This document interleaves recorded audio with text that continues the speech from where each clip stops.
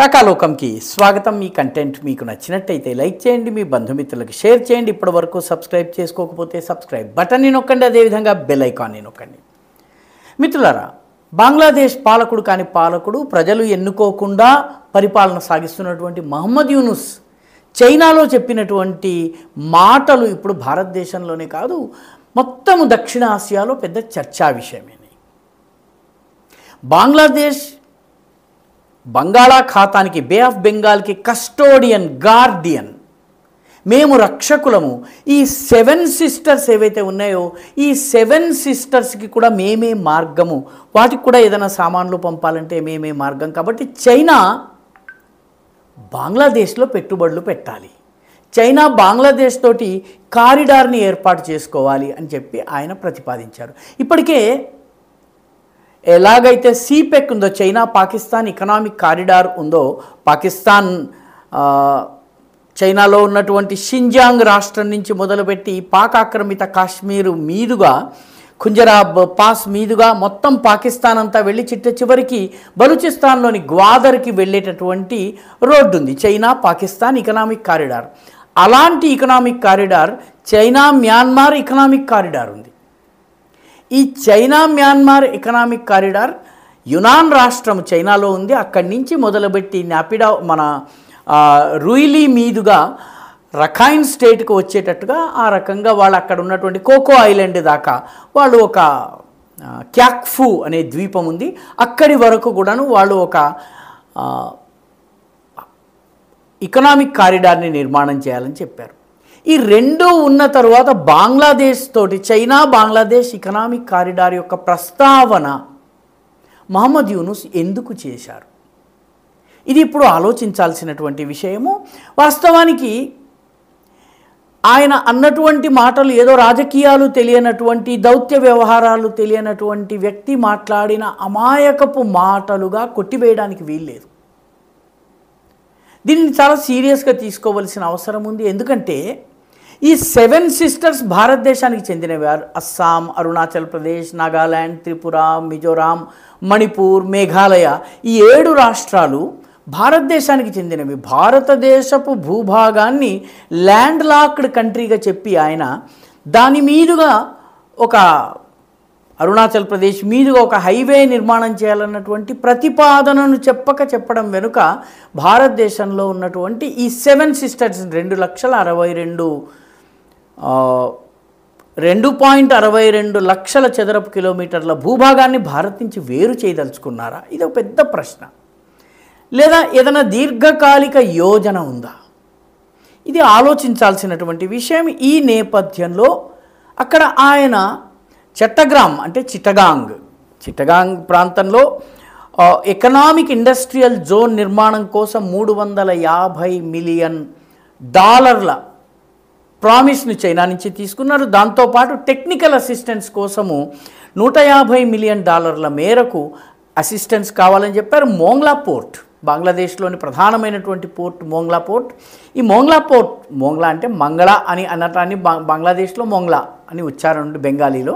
ఈ మోంగ్లా పోర్ట్ ఏదైతుందో మోంగ్లా పోర్ట్ డెవలప్మెంట్కి కూడాను చైనా సహకారాన్ని కోరారు। చైనా నేరుగా ఇక్కడికి వచ్చి ఇన్వెస్ట్ చేయవచ్చునని చెప్పారు। దీనితో పాటు రివర్ మేనేజ్మెంట్ కోసం బంగ్లాదేశ్లో ఉన్నటువంటి నదులను నిర్వహించేందుకు ఒక 50 సంవత్సరాల టెక్నికల్ అష్యూరెన్స్ కావాలని చెప్పి అడిగారు। దీనిలో ప్రధానంగా బంగ్లాదేశ్కి ఉన్నటువంటి సమస్య తీస్తా నదితోటి। తీస్తా నది 350 కిలోమీటర్లు భారతదేశంలో ప్రవహిస్తుంది। బంగ్లాదేశ్లో దానిని నియంత్రించటము లేదా బంగ్లాదేశ్లో దానికి సంబంధించినటువంటి టెక్నికల్ అసిస్టెన్స్ ఇవ్వడం అంటే దాని అర్థం ఏంటంటే ఇంతకు ముందు హసీనా వాజెద్తో మనము చేసుకున్నటువంటి తీస్తా వాటర్కి సంబంధించిన ఒప్పందం ఏదైతే ఉందో దానిని కాలరాచివేయటం। అంతేకాదు యార్లుంగ్ షాంగ్పో జమునా అనేటటువంటి నది, యార్లుంగ్ షాంగ్పో అంటే బ్రహ్మపుత్ర, టిబెట్ ప్రాంతంలో చైనా వాళ్ళు దీన్ని యార్లుంగ్ షాంగ్పో అంటారు, దీన్ని చైనా యార్లుంగ్ జాంగ్పో అంటుంది। అది మన దేశంలోకి వచ్చాక బ్రహ్మపుత్ర అవుతుంది, బ్రహ్మపుత్ర బంగ్లాదేశ్లోకి వెళ్ళిన తర్వాత జమునా అవుతుంది। సో యార్లుంగ్ జాంగ్పో జమునా యొక్క హైడ్రలాజికల్ డేటా, నీరు ఎంత ఉంది, ఎంత వర్షపాతము, నీరు ఎంత ప్రవహిస్తుంది, ఈ ప్రవాహ వేగం ఎంత, ఎన్ని క్యూసెక్కులు, ఈ వివరాలన్నీ కూడాను ఇచ్చేందుకు ఒప్పందం చేసుకున్నారు. దీని అర్థం ఏంటి? యార్లుంగ్ జాంగ్పో టిబెట్లో ఉంది, దానిపైన చైనా బ్రిడ్జిలు కడుతోంది, బ్యారేజెస్ కడుతోంది. దాని తర్వాత అది భారతదేశంలోకి వచ్చిన తర్వాత మళ్ళీ బంగ్లాదేశ్లోకి రాగానే దాన్ని, అంటే భారతదేశాన్ని ఎక్స్క్లూడ్ చేసి ఒక రివర్ సిస్టమ్ యొక్క హైడ్రలాజికల్ డేటా తీసుకోవడం, అంటే ఇండియాను బైపాస్ చేయడం. తీస్తా వాటర్స్ విషయంలోనూ అదే వ్యూహము, యార్లుంగ్ జాంగ్పో విషయంలో. కాబట్టి ఇది ఏదో మామూలుగా అన్న మాట కాదు, దీనికి చాలా సుదీర్ఘమైనటువంటి ఒక యోజన ఉందన్నది మనము గుర్తుపెట్టుకోవాలి. ఇక్కడ ఆలోచించాల్సినటువంటి మరొక విషయం ఉంది. ఈ మహమ్మద్ యూనుస్కి చైనా ప్రభుత్వానికి జరిగినటువంటి చర్చల్లో ఆయన లాల్ మునీర్ హాట్ అనే చోట చైనాకు ఎయిర్ బేస్ నిర్మాణం చేసుకోవడానికి అనుమతిచ్చారు. ఈ లాల్ మునీర్ హాట్ ఎక్కడుంది? లాల్ మునీర్ హాట్ రంగ్పూర్ జిల్లాలో ఉంది. రంగ్పూర్ జిల్లా ఎక్కడుంది? రంగ్పూర్ జిల్లా ఇటు మన చికెన్స్ నెక్కి అత్యంత సమీపంలో ఉంది. చికెన్స్ నెక్ని ఆనుకుని ఉన్నటువంటి రంగ్పూర్ జిల్లాలో దాని యొక్క ఈశాన్య భాగంలో ఉన్నటువంటి లాల్ మునీర్ హాట్ నుంచి నేరుగా కూచ్ బిహార్, జల్పాయిగురి, సిలిగురి, అదేవిధంగా దీన్హాటా, ఇవన్నీ బెంగాల్లో ఉన్నటువంటి ప్రాంతాలు. ఆ తరువాత అస్సాంలో ఉన్నటువంటి బొంగాయిగావ్, మేఘాలయ, ఈ ప్రాంతాల పైన దాడులు చేయడానికి ఒక ఎయిర్ బేస్ చైనాకి లభిస్తుంది. చైనాకి సంబంధించిన యుద్ధ విమానాలు లాల్ మునీర్ హాట్లో ఉన్నట్లయితే అవి దాడి చేసేటటువంటి అవకాశం ఉంది. లాల్ మునీర్ హాట్ యొక్క లొకేషన్ని మనం కనుక మ్యాప్లో చూస్తే మనకు విషయం అర్థమైపోతుంది. అంటే చైనా నేరుగా భారతదేశపు ఉత్తరాన అక్కడెక్కడో కాకుండా నేరుగా దక్షిణాన లాల్ మునీర్ హాట్లో ఎయిర్ బేస్ పెట్టుకోవచ్చునని చెప్పి మహమ్మద్ యూనుస్ చెప్పారంటే ఇది ఎంత ప్రమాదకరం. దీనిలో ఇంకొక అంశం కూడా ఉంది.